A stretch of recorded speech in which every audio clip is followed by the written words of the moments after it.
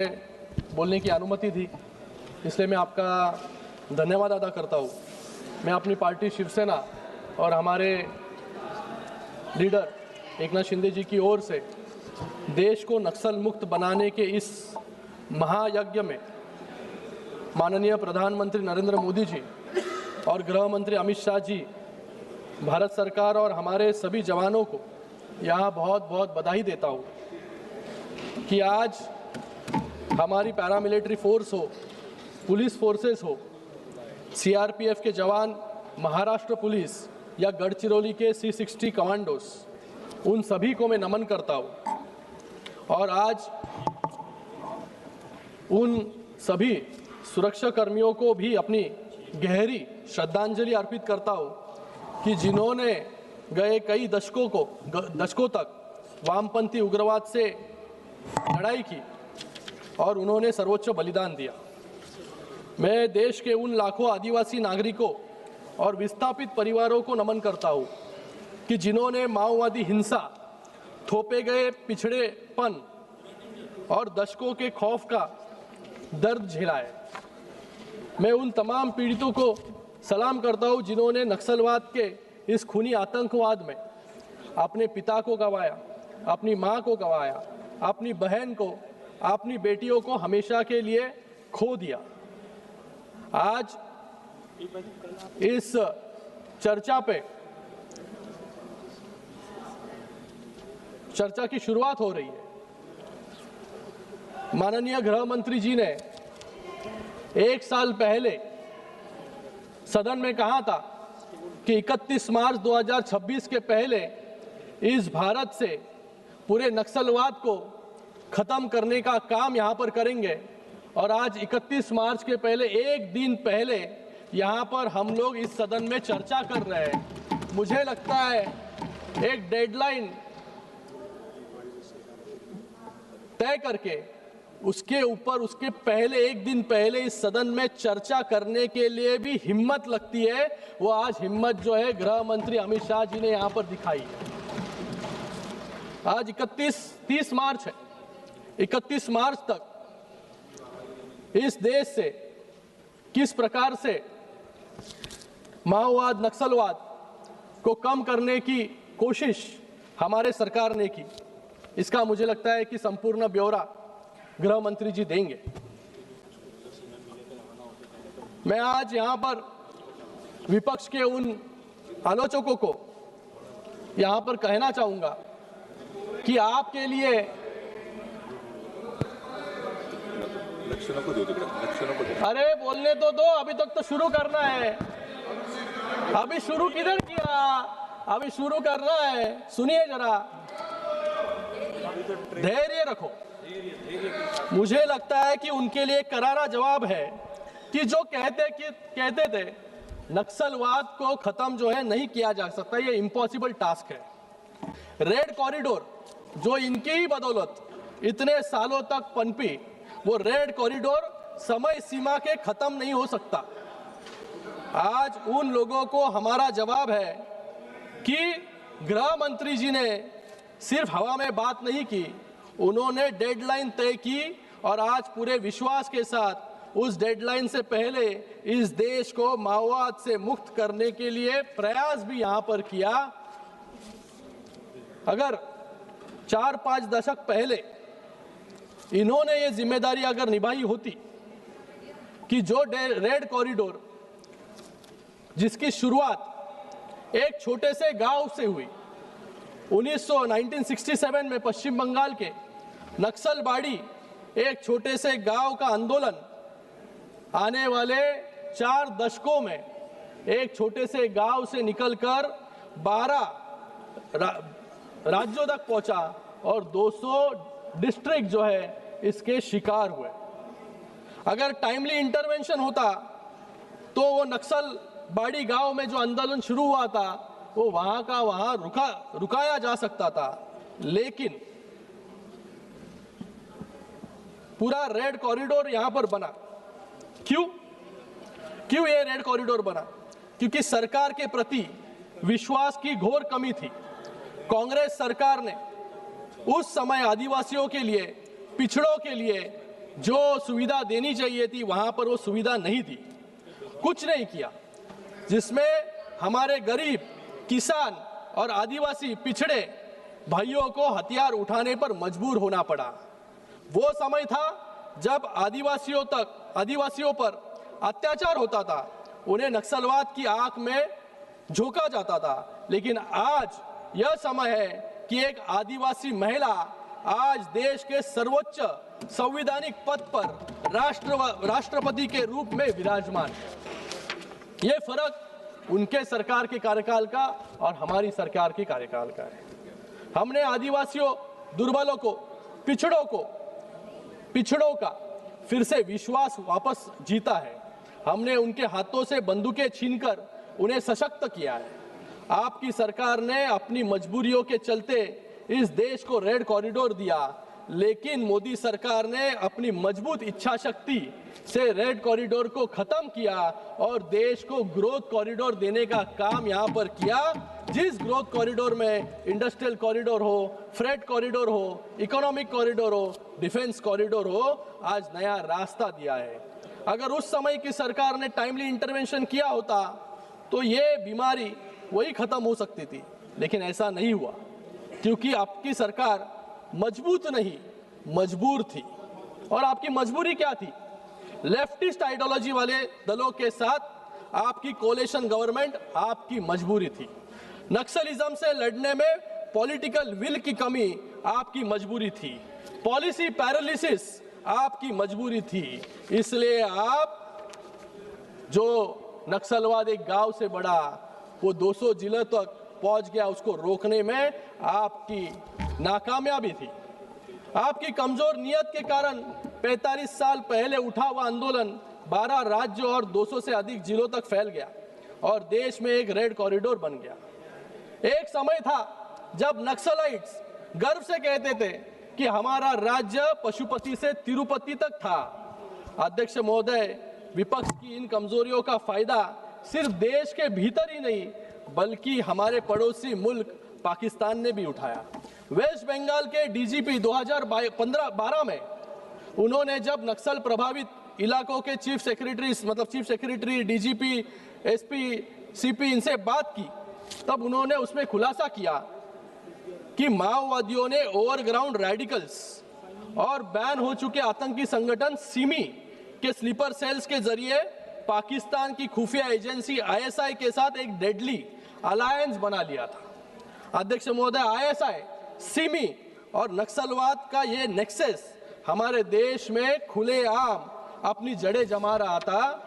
देश के अंदर से देश को खोखला करने का काम यहाँ पर चल रहा था, विदेशी साजिश चल रही थी। लेकिन हमारे देश का दुर्भाग्य यह रहा कि कांग्रेस की सत्ता थी और उन्होंने देश की सुरक्षा के साथ समझौता करने का काम यहाँ पर किया। एक तरफ कश्मीर में ऐतिहासिक पाप इन्होंने किया, दूसरी तरफ नॉर्थ ईस्ट और पंजाब में उग्रवाद बढ़ रहा था और जंगल में नक्सलवाद बिना किसी खौफ के पनप रहा था। मुझे लगता है कि ये पूरे तरीके से हमारे देश के संप्रभुता पर हमला था। कांग्रेस के इस कमजोर इच्छा शक्ति के कारण हमारे निर्दोष नागरिक और पुलिस कर्मियों को अपनी जान गंवानी पड़ी। लेकिन मैं आज इस सदन में गर्व से कह सकता हूं कि पिछले 11 सालों में हमारी सरकार ने कांग्रेस के पैदा किए हर बीमारी का एक एक करके इलाज किया। जिस कांग्रेस ने 2014 तक देश की इकोनॉमी को फ्रेजाइल 5 में धकेल दिया था, आज हमने उसी भारत को दुनिया की फास्टेस्ट 5 इकोनॉमी बना दिया। जिस कांग्रेस ने कश्मीर को पूरी तरह भारत का हिस्सा नहीं बनने दिया, उसमें से अनुच्छेद 370 हटाकर उस दीवार को हमेशा के लिए गिरा देने का काम हमारी सरकार ने किया। जिस कश्मीर के लाल चौक पर कभी तिरंगा फहराने के आतंकियों ने चुनौती दी थी, आज उसी लाल चौक पर तिरंगे को पूरी शान के साथ फहराने का काम हमारी सरकार ने किया। जिस कांग्रेस ने सालों तक महिलाओं के अधिकारों का हनन किया, आज उनके लिए नारी शक्ति वंदन अधिनियम हम ले आए। ट्रिपल तलाक खत्म करने का काम भी हमारी सरकार ने किया। जिस कांग्रेस ने राम मंदिर के निर्माण का विरोध किया, हमने सारी अड़चनें खत्म कर कर वहां पर बड़ा राम मंदिर बनाने का काम भी हमारी ही सरकार ने यहां पर किया। जिस कांग्रेस ने अपनी कमजोरियों से इस देश को आतंकवाद और नक्सलवाद का जहर दिया, आज हमारी सरकार उन दोनों को जड़ से खत्म करने जा रही है। ये युवाओं की बात यहां पर करते हैं, लेकिन युवाओं के लिए इन्होंने क्या किया?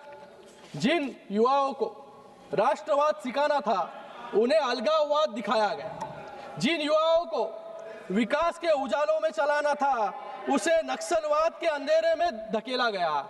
लेकिन हमारी सरकार ने क्या किया? गढ़चिरौली में 5000 युवाओं को नक्सलिज्म छोड़ने पर मजबूर किया और उनको मुख्य धारा में लाने का काम हमारी सरकार ने यहाँ पर किया।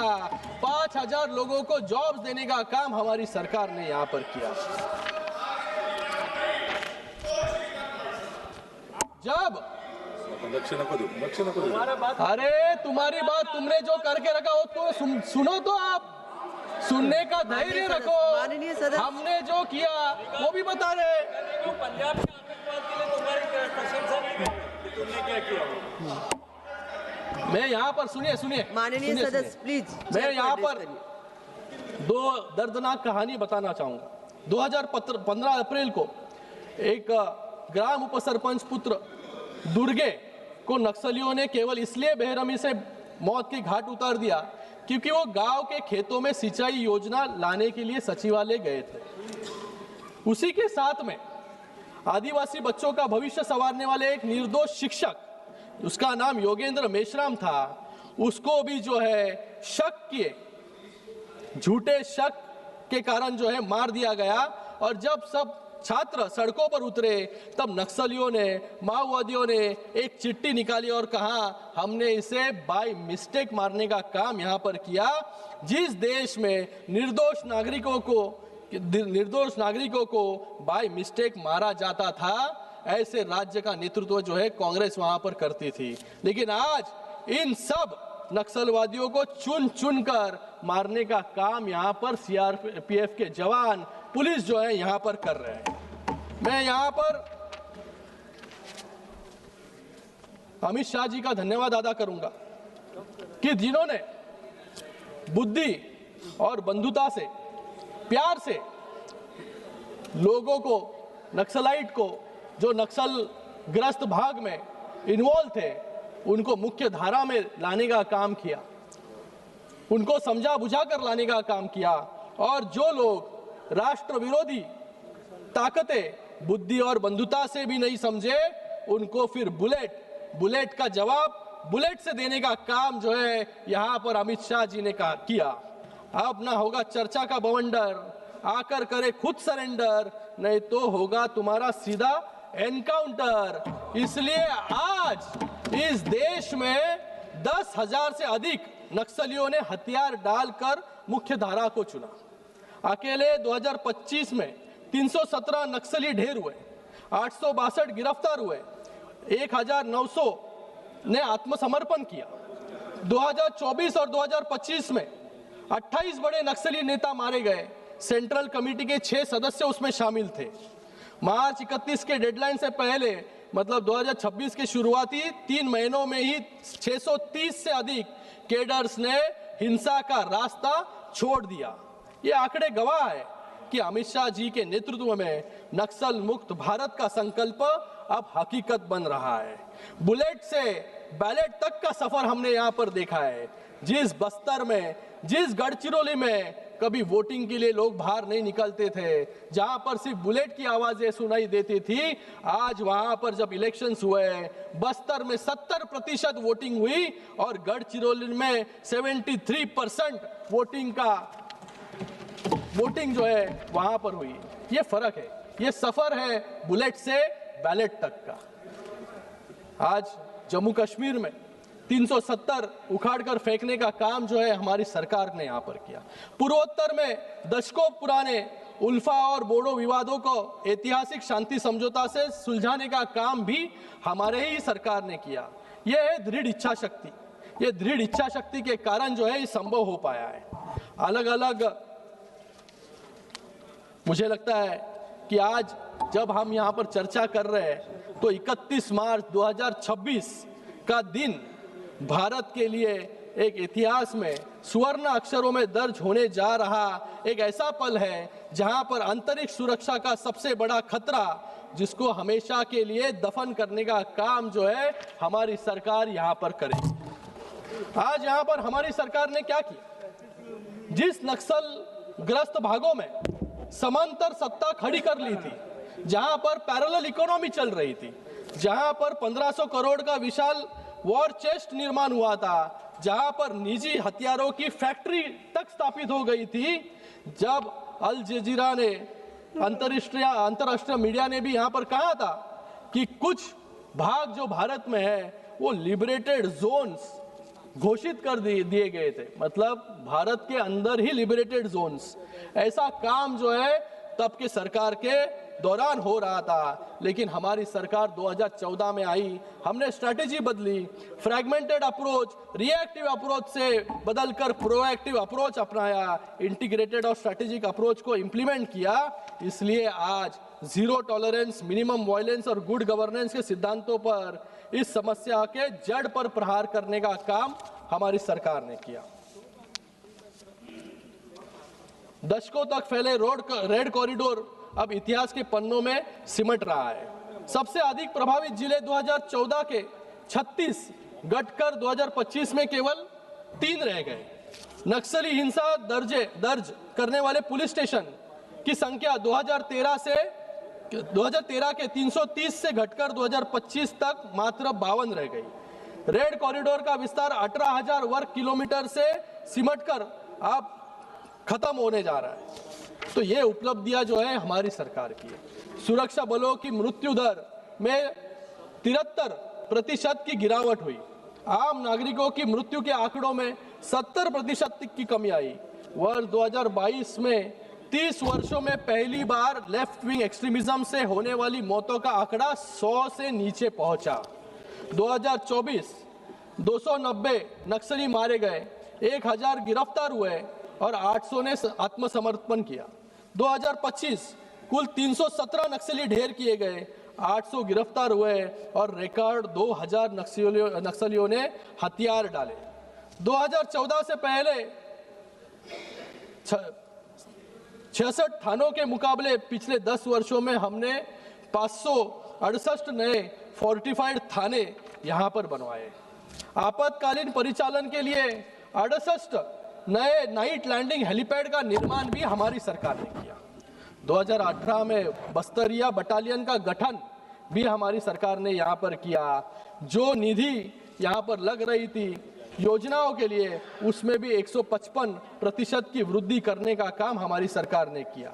एनआईए ने 108 केस दर्ज किए और 40 करोड़ की संपत्ति जो है जब्त करने का काम यहाँ पर किया। इंफ्रास्ट्रक्चर डेवलपमेंट हो, डिजिटल क्रांति हो, बैंकिंग और डाकघर में वृद्धि हो, शिक्षा स्कूल में वृद्धि हो, स्कूल के संख्या में, ITIs हो, कौशल विकास के केंद्र हो, ये सब जो है ये इंटीग्रेटेड अप्रोच का नतीजा जो है आपको यहाँ पर देखने के लिए मिल रहा है।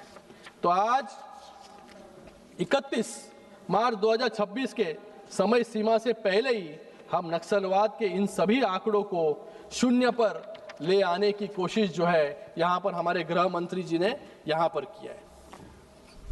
यहाँ पर किस प्रकार से 2014 के पहले कांग्रेस का नक्सलियों के प्रति सॉफ्ट कॉर्नर देखा जा रहा था। हमारी फोर्सेस ने जब खूंखार नक्सल कमांडर मडवी हिडमा को मार गिराया। ये मडवी हिडमा कौन है? जिसने 2010 में दंतेवाड़ में नरसंहार किया, जहां पर हमारे 76 CRPF जवान मार दिए गए। 2017 में बुरकापाल में 24 CRPF जवान मार दिए गए। वो इस नरसंहार का मास्टरमाइंड मडवी हिडमा है। तो इसको जब हमारी सरकार ने मारा, तभी इनके नेताओं ने क्या कहा? दिग्विजय सिंह ने यहाँ पर कहा ये फेक फर्जी एनकाउंटर यहाँ पर किया गया है। ऐसा स्टेटमेंट जो है इनकी सरकार में जो नेता थे, जो मंत्री थे, उन्होंने यहाँ पर किया। और झीरम घाटी ये सुन लो, अब ये सुन लो, झीरम घाटी, वो मेरे को स्पीकर साहब बताएंगे ऑथेंटिकेट करना है कि नहीं। झीरम घाटी आपके ही सुन लो, कांग्रेस के लीडर को मारा झीरम घाटी में, तब भी इनका स्टेटमेंट यही है कि ये फर्जी एनकाउंटर था। मैं यहां पर कहना चाहूंगा कि इनके नेता नक्सल संगठनों को मुख्य धारा के राजनीतिक दलों जैसा दर्जा देने की शर्मनाक वकालत भी इनके ही लोग जो है यहां पर कर रहे थे। इनकी एनएसी खुलेआम वामपंथी और नक्सली सोच को पालने पोसने का काम यहां पर कर रही थी। तेलंगाना प्रदेश कांग्रेस कमेटी टीपीसीसी के अध्यक्ष बी महेश कुमार गौड़, नाम लेकर बोल रहा हूं यहां पर, हमारे बहादुर जवानों की इस शौर्यपूर्ण कार्रवाई को भी फर्जी एनकाउंटर जैसे दिग्विजय सिंह ने कहा, वैसे इन्होंने भी कहा। और इन्होंने आगे जाके क्या कहा, Maoist commander should be respected. मतलब जो लोगों ने असंख्य लोगों की जान ली, लाखों लोगों की जान ली, उनको ये कहते हैं कि Maoist commander should be respected. ये इनकी नीति रही हमेशा। इसलिए रेड कॉरिडोर जो है 12 राज्यों तक बढ़ा, 200 डिस्ट्रिक्ट तक बढ़ा। 2000 से लेकर अब तक नक्सली हमले में 12,000 बेगुनाह नागरिक और जवान मारे गए। सिर्फ कागज का कोई आंकड़ा नहीं है ये, वो कांग्रेस की इसी खूनी राजनीति और मौन सम्मति के माथे पर लगा ऐसा कलंक है जिसे कभी नहीं धो पाएंगे। इसके विपरीत हमारी सरकार ने क्या किया, हमारे प्रधानमंत्री जी ने क्या किया। जो प्रधानमंत्री जी संघ प्रचारक भी रहे, जो नॉर्थ ईस्ट में ज्यादा से ज्यादा समय उन्होंने व्यतीत किया, पूरे देश में मुख्यमंत्री प्रधानमंत्री होने के पहले वो घूमे, उनके अनुभव के कारण जो नॉर्थ ईस्ट में उग्रवाद इंसर्जेंसी थी वो 64% कम हुई। सुरक्षा बलों की शहादत में 85% और नागरिकों की मौत में 86% की गिरावट यहां पर हुई। हमने एएनवीसी, एनएससीएन, एनएलएफटी, बोडो, कार्बी, यूएलएफए और 2024 के त्रिपुरा समझौता जैसे ऐतिहासिक कदम हमारी सरकार ने उठाए, हमारे प्रधानमंत्री महोदय ने उठाया। आज त्रिपुरा और मेघालय से एएफएसपीए पूरी तरह हट चुका है। अध्यक्ष महोदय, उनके 10 सालों में 16,000 से ज्यादा हिंसक घटनाएं यहां पर हुई, लेकिन आज हमारे गृह मंत्री जी के विजन के कारण, जो विजन है माओवादी मुक्त भारत, उस दिशा में जो है हम पहल कर रहे हैं। आज अलग अलग भारत के कोनों कोनों से लाल आतंक को मुक्त करने का काम जो है हमारी सरकार यहां पर कर रही है। जो 200 डिस्ट्रिक्ट प्रभावित थे, आज सिर्फ माओवाद जो है 3 डिस्ट्रिक्ट पर आकर सिमट चुका है। आज यहां पर मैं महाराष्ट्र से आता हूं, महाराष्ट्र पे भी बात करूंगा कि महाराष्ट्र के गढ़चिरौली और नंदुरबार में किस प्रकार से माओवादी नक्सलवादियों का संगठन जो है काम कर रहा था, किस प्रकार से ये पूरा इलाका जो है पिछड़ा था। 2004 से 2019 के बीच महाराष्ट्र में 1500 नक्सली हमले हुए, जिनमें 536 लोगों की जान गई। 2009 के दौर में तो स्थिति इतनी भयावह थी कि एक ही साल में 154 घटनाओं में 53 लोग मारे गए इस गढ़चिरौली में। लेकिन आज परिस्थिति बदल गई है। आज उसी गढ़चिरौली में जहां पर हमले होते थे, आज वो गढ़चिरौली जो है स्टील हब बनने जा रहा है। आज हमारी एनडीए सरकार ने नक्सलवाद को खत्म करने का काम वहां पर किया। कैडर में भारी गिरावट, 2014 में जहां महाराष्ट्र में 550 सशस्त्र कैडर थे, 2024 में घटकर केवल 56 रह गए। आज गढ़चिरौली और गोंदिया में केवल 24 सक्रिय नक्सली बचे हैं। मृत्यु दर में जो 93 से घटकर 3 पर आ गया है। ऐतिहासिक आत्मसमर्पण सीपीआई केंद्रीय समिति के सदस्य मलोजुला वेणुगोपाल राव भूपति, उसने भी आत्मसमर्पण, जिसके ऊपर 6 करोड़ का इनाम था, उसने भी आत्मसमर्पण यहां पर 2025 में किया। उत्तर गढ़चिरौली नक्सल मुक्त, मैं कहना चाहूंगा कि उत्तर गढ़चिरौली जो है आज पूरी तरीके से नक्सल मुक्त हो चुका है। आज हमारी सरकार जब जंगलों में छिपे नक्सलवाद को ढूंढ ढूंढ के मार रही है, वैसे अर्बन नक्सलियों के खिलाफ भी निर्णायक युद्ध लड़ रही है। एकनाथ शिंदे जी जब मुख्यमंत्री थे तब उन्होंने विशेष सार्वजनिक सुरक्षा MSPS विधेयक 2024 में लेकर आए। इस कानून के तहत देश विरोधी नैरेटिव चलाने वाले और युवाओं को बरगलाने वाले संस्था का प्रावधान भी हमारी सरकार ने यहाँ पर किया। जो गढ़चिरौली कभी हिंसा के लिए जाना जाता था, आज वह देश का नया औद्योगिक केंद्र बन रहा है। भारी निवेश यहाँ पर आ रहा है। कोनसरी में लॉयड मेटल्स का 20,000 करोड़ का प्रोजेक्ट यहाँ पर आया है। एहरी में सुरजागढ़ इस्पात का 10,000 करोड़ का स्टील प्लांट यहाँ पर लग रहा है, जिससे 17,000 युवाओं को रोजगार यहाँ पर मिलेगा। JSW जैसा बड़ा प्रोजेक्ट यहाँ पर आ रहा है। 1 लाख करोड़ का विशाल स्टील प्लांट प्रस्तावित है, जिससे 2030 तक गढ़चिरौली भारत का सबसे बड़ा स्टील हब बन जाएगा। गढ़चिरौली में अब जहां पर सिर्फ नक्सलवाद की बातें हम सुनते थे, वहां पर आज ग्रीनफील्ड एयरपोर्ट, रेलवे प्रोजेक्ट, 77 वर्षों में पहली बार भामरागढ़ जैसे क्षेत्रों में बस सेवा शुरू करने का काम भी हमारी सरकार ने किया। जहां पर कभी लोग वोट के लिए बाहर नहीं निकलते थे, वहां पर 72% वोटिंग जो है आज उसी भामरागढ़, उसी गढ़चिरौली में वहां पर हो रहा है। आज टाटा टेक्नोलॉजी के सहयोग से गढ़चिरौली में एक अत्याधुनिक प्रशिक्षण केंद्र IIIT शुरू किया गया है।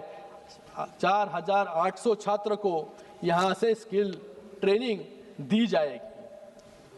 लाड़की बहन योजना जो हमारी सरकार ने महाराष्ट्र में शुरू की, उसका भी फायदा इस क्षेत्र में हुआ। जल जीवन मिशन के तहत 91% 91% घरों तक नल कलेक्शन यहाँ पर पहुंचा। तो जब गढ़चिरौली सिर्फ नक्सलवाद के लिए जाना जाता था, लेकिन आज हमारे राज्य के मुख्यमंत्री देवेंद्र फडणवीस जी हो, उप मुख्यमंत्री एकनाथ शिंदे जी हो, उनके नेतृत्व में आज गढ़चिरौली पूरी तरीके से नक्सल मुक्त होने के कगार पर है। जब शिंदे साहब गार्डियन मिनिस्टर थे तो वो गार्डियन मिनिस्टर थाने के थे, लेकिन उन्होंने गार्डियन मिनिस्ट्री जो है गढ़चिरौली की मांग के लिए, और 2019 से 2022 तक वो खुद जब गार्डियन मिनिस्टर थे तो 14 बार जो है गढ़चिरौली में खुद गए। वहां पर जवानों के साथ जो है दिवाली भी उन्होंने वहां पर मनाई और उनका हौसला बुलंद करने का काम वहां पर किया। और जब मुख्यमंत्री बने तब भी वो 4 बार जो है गढ़चिरौली जाकर आए। उसका नतीजा जो है आज गढ़चिरौली स्टील हब बनने के कगार पर यहाँ पर है, आपको देखने को मिलेगा। अंत में मैं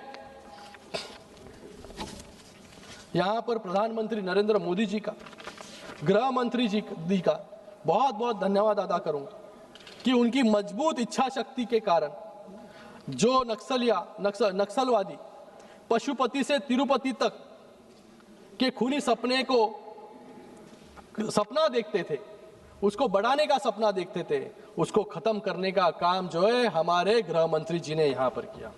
हमारी सरकार ने यह अटल संकल्प किया है कि 31 मार्च 2026 तक इस देश के चप्पे चप्पे से नक्सलवाद को कंप्लीटली एलिमिनेट करने का काम जो है यहाँ पर करेंगे। आज मैं इस सदन में आपके माध्यम से एक अनुरोध करना चाहूंगा कि माओवाद के विरोध हमारे पुलिस और सशस्त्र बलों ने जो दशकों लंबी खूनी संघर्ष किया, आने वाली पीढ़ियों को उसका स्मरण रहे, इसके लिए इस देश में एक भव्य राष्ट्रीय स्मारक नेशनल मेमोरियल जो है यहाँ पर बनाया जाए। खत्म करो 1 मिनट में। और उसी के साथ में पाठ्य पुस्तकों में विद्यार्थियों को पता चले कि किस प्रकार से ये माओवाद जो है बढ़ा, नक्सलवाद बढ़ा, और किस प्रकार से हमारे गृह मंत्री अमित शाह जी के नेतृत्व में इस नक्सलवाद को खत्म करने का काम इस देश में हुआ, ये भी आने वाली पीढ़ी को जो है पता चलना चाहिए। तो मैं आज यहां पर इतना ही कहूंगा कि आज नरेंद्र मोदी जी और अमित शाह जी के नेतृत्व वाले कालखंड में ना रहेगा माओवाद, ना रहेगा जातिवाद, ना रहेगा आतंकवाद और ना रहेगा अलगाववाद। इस देश में सिर्फ और सिर्फ एक ही वाद रहेगा, वो है राष्ट्रवाद, राष्ट्रवाद और राष्ट्रवाद। मैं आज मेरा भाषण जो है कुछ पंक्तियों के साथ खत्म करना चाहूंगा, जो भारत के सुरक्षित भारत की सबसे बड़ी हुंकार है। हिंसा की दहशत मिटाकर शांति का नया सवेरा लाएंगे, हिंसा की दहशत मिटाकर शांति का नया सवेरा लाएंगे। इस देश के खिलाफ काम करने वालों का नाम, इस देश के खिलाफ काम करने वालों का नामो निशान मिटाएंगे।